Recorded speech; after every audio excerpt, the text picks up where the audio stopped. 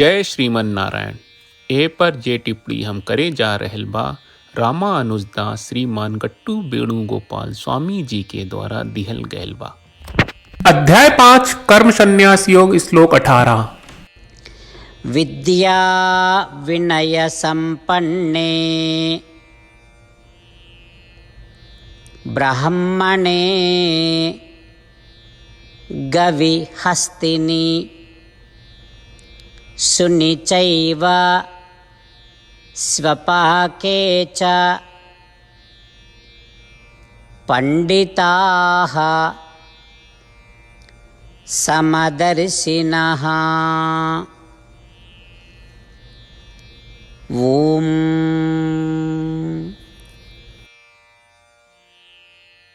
गीताचार्य श्री कृष्ण परमात्मा अर्जुन समेत हमनी सबके कर्म संन्यास योग सिखा रहल बाड़े। परमात्मा कहत बाड़े, अर्जुन जेकरा पास आत्मज्ञान बा ऊ दुनिया के ए तरह से देखत बाड़े, उनकी दृष्टि देह से परे आत्मा के देखेला।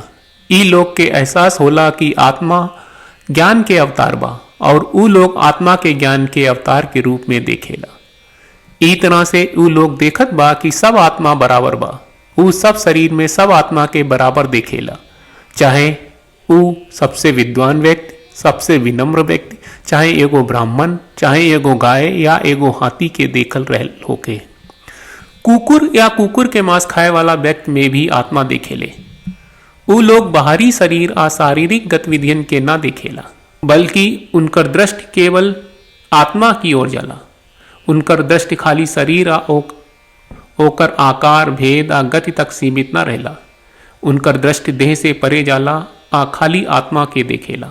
ई एहसास के साथे कि सब आत्मा एक समान बा, जे ओ लोग के सब आत्मा के बीच समान दृष्टि रखे में सक्षम बनावेला। उनकर साफ समझ बा कि सब शरीर प्रकृति के है। ई तरह से श्री कृष्ण परमात्मा हम सब के आत्मज्ञान के विकसित करे खातिर आ हर देह में केवल आत्मा के देखे खातिर ई समझ के प्रोत्साहित कर रहल बाड़े कि सब आत्मा ज्ञान के अवतार और समान बा। परमात्मा हमनी के सब आत्मा के समान माने खातिर, आत्मज्ञान के मजबूत बनावे खातिर आ सबके बीच समान एहसास पैदा करे खातिर प्रोत्साहित कर रहल बाड़े। परमात्मा के शिक्षा पर ध्यान करत हमनी सब जीव के प्रति समान दृष्टि विकसित करे के चाही और ई एहसास के साथे कि सब जीव में आत्मा समान बा, उनकर शिक्षा के पालन करत हमनी सब के ई परमात्मा के शब्दन के दोहरावे के चाही। विद्या विनय संपन्ने ब्राह्मणे गविहस्तिनि शुनि चैव स्वपाके च पंडिताः समदर्शिनः। श्रीमद् भगवत गीता का पूरा सार श्री कृष्ण परमात्मा ने अध्याय 18वें के श्लोक 65 से 70 में 8 काम करे खातिर देले बाड़े। श्री कृष्ण कहले, हम ओ लोगन से प्रेम करनी जो लोग इन 8 बातन के मान तारे। हम ओ भक्तन के हर तरह से रक्षा करब। श्री कृष्ण परमात्मा के द्वारा बोलल गईल संपूर्ण भगवत गीता सुनला के बाद अर्जुन कहले, करिष्ये वचनम त्वा, जेके मतलब बा, कृष्ण मैं वही करब जौन आप कही। यही कारण बा श्री कृष्ण अर्जुन के हर तरह के सफलता आ विजय प्रदान करेले। आई परमात्मा के आपन व्रत देई कि हमनी के ये 8 गौ कर्म के पालन करी जा। ई वचन परमात्मा के देवे से बड़न कौनो पूजा, तपस्या, यज्ञ नहीं। हम 8 प्रण कहब जौन हमनी के करे के चाहिए। आप सब कृपया इन्हन के आपन दिमाग और दिल में सोची। श्री कृष्ण के आपन वचन देवे के ई तरीका में हमनी सबकी कल्पना करे के चाहिए कि श्री कृष्ण का चेहरा खुशी से चमकत बा और खुशी के एहसास करत बा। जय श्रीमन नारायण। यहाँ हमनी के 8 वादा बा। हमनी के पहला वादा, हे श्रीमन नारायण, आपका निर्देश के मुताबिक हम हमेशा तोहार ध्यान करब और तोहार बारे में सोचब। हमनी के दूसरा वादा, हे श्रीमन नारायण, आपका सलाह का अनुसार हम हमेशा आपका भक्त रहब। हमनी के तीसरा वादा, हे श्रीमन नारायण, हम आपन सब काम तोहरा सेवा के रूप में और तोहरा संतुष्टि खातिर करब। हमनी के चौथा वादा, हे श्रीमन नारायण, जैस की आप माने के कहले रहलू, हमरा बहुत विश्वास बा कि हम आपके होई और हम हमेशा आपन दोनों हाथ जोड़ के आपके नमस्कार करब और आपकी पूजा करब।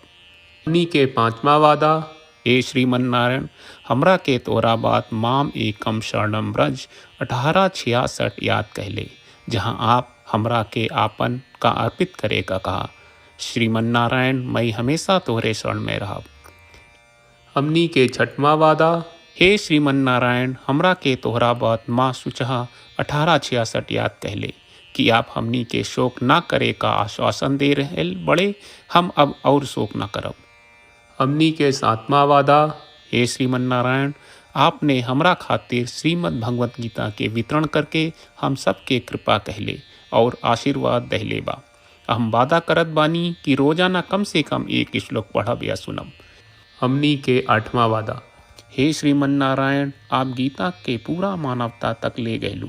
हम गीता में आपके दिव्य वचन के उन भक्तन तक पहुँचावे के प्रयास करब जे गीता से अपरिचित बा। हे श्रीमन नारायण हम उई करब जौन तू करे का कहब। हम ऐसन व्यवहार करब जैसन आप चाहत बानी और हम खाली आपका खातिर काम करब। श्रीमन नारायण के रोज आपन वचन देहल कि हम ओइस करब जैस आप कहत बानी, ई अपने आप में बड़न पूजा बा। श्रीमन नारायण करशे वचनम त्वा। श्रीमन नारायण हम तोरे निर्देश के मुताबिक काम करब। सर्वम श्री कृष्ण अर्पणम अस्तु। जय श्रीमन नारायण। विद्या विनय संपन्ने ब्राह्मणे गवि हस्तिनि शुनि चैव स्वपाके च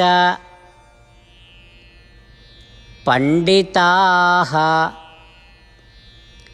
समदर्शिनः। ओम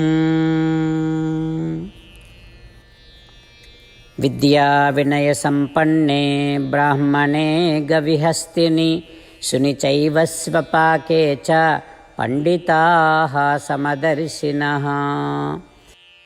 श्रीमन्नारायण करिष्ये वचनं तव।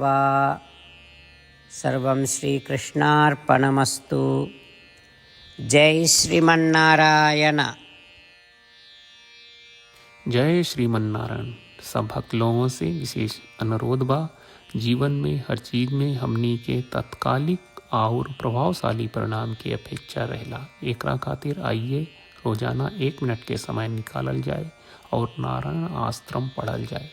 नारायण आश्रम प्राप्त करे खातिर नारायण आश्रम वेबसाइट पर जाई जो www.narayanaashram.org है और पंजीकरण में आपन नाम और ईमेल दर्ज करी।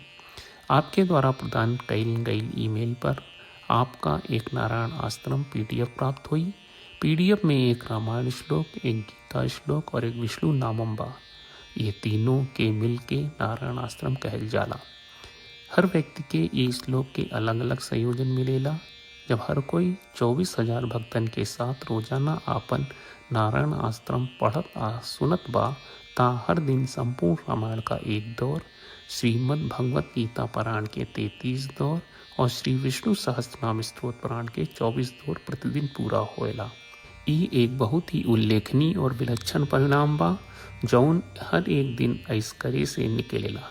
ई कारण बा कि आप और आपके परिवार के सदस्य तुरते जाके आपन नारायण आश्रम प्राप्त करी। जय श्रीमन नारायण।